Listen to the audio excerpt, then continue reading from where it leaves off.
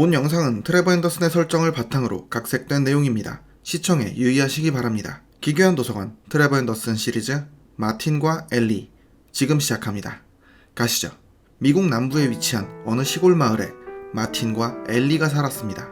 어렸을 적 사고로 부모님을 잃고 고아원에서 자란 마틴과 부모가 누군지도 모른 채 고아원에 버려졌던 엘리는 서로를 의지하며 단짝 친구가 되었습니다. 몇 년이 지나고 입양되지 못한 둘은 어느새 성인이 되어 고아원에서 나오게 되었고 길거리를 전전하며 폐건물에서 노숙을 했습니다. 무료 급식소가 열리는 날엔 식사를 할 수 있었지만 그조차 없는 날엔 며칠씩 밥을 먹지 못했습니다. 그러던 어느 날 평소처럼 폐건물에서 노숙을 하던 마틴과 엘리는 감기에 걸려 고통스러운 시간을 보내고 있었습니다. 그때 갑자기 천장이 무너져 내렸고 그대로 마틴과 엘리는 무너진 건물 잔해에 깔려 움직일 수 없는 상태가 되었습니다. 건물 밖에선 폐건물을 철거하기 위해 공사장 인부들이 분주하게 움직이고 있었고 마틴과 엘리가 잔해에 깔려 있는 걸 알지 못했습니다. 도움을 요청하기 위해 소리칠 기력도 없던 마틴과 엘리는 그저 입만 뻥긋거리며 쉰 목소리로 살려달라고 외쳤고 그 누구도 마틴과 엘리를 알아차리지 못한 채 폐건물 철거 공사가 진행됐습니다. 이후 중장비를 이용해 잔해를 치우고 시멘트를 붓는 과정에서도 마틴과 엘리의 시신은 누구에게도 발견되지 못한 채 그대로 시멘트에 파묻혔습니다. 그렇게 몇 개월이 지나고 그 자리엔 새 건물이 지어졌습니다. 그로부터 며칠 뒤 건물에 입주한 주민과 상인들이 고통을 호소하기 시작했습니다. 왠지 저녁마다 서늘한 기분이 들며 추위에 떨었으며 피를 토할 정도로 기침이 끊임없이 나왔습니다. 난방시설은 문제없이 작동 중이었고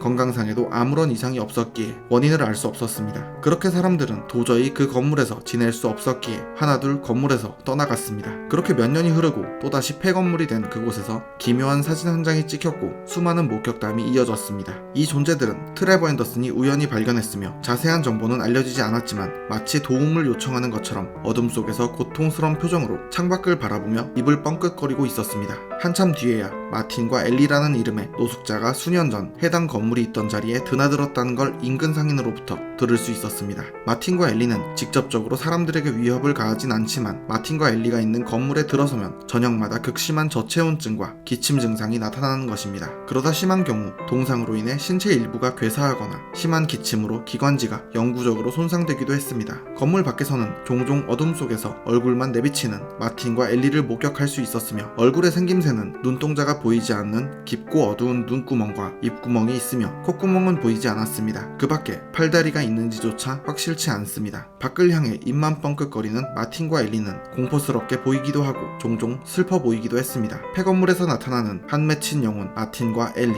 사서님들도 폐건물에서 이들을 목격한다면 그 건물에는 들어가지 않도록 주의하시기 바랍니다. 뉴타입 코너. 뉴타입 코너는 사서님들이 직접 만든 기괴한 존재를 소개하는 코너입니다. 간단한 그림과 100자 미만의 짧은 설명을 아래 이메일 주소로 보내주세요. 댓글로 신청하면 안됩니다.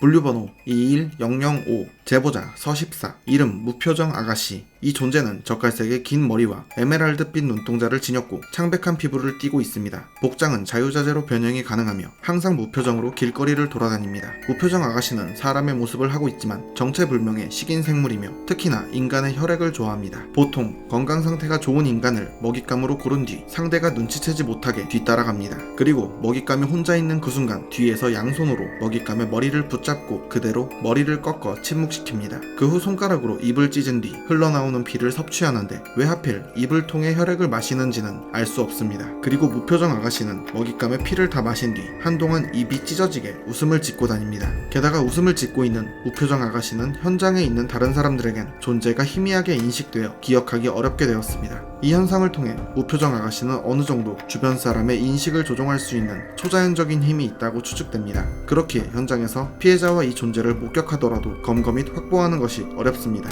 위험분류 등급 C. 먹잇감이 되었을 때 우연히 피해자가 떨어뜨린 거울을 무표정 아가씨가 보게 된 적이 있었으며 당시 무표정 아가씨는 거울을 보고선 소스라치게 놀라 도망쳤습니다. 이유는 모르지만 거울을 확실히 기피하는 것으로 보이기에 거울을 휴대하거나 2명 이상의 사람들이 있는 장소에 있다면 공격받을 일은 없습니다. 접수 완료. 오늘 이야기는 여기까지입니다. 다음에도 더욱 기괴하고 재밌는 이야기로 찾아오겠습니다. 시청해주셔서 감사합니다.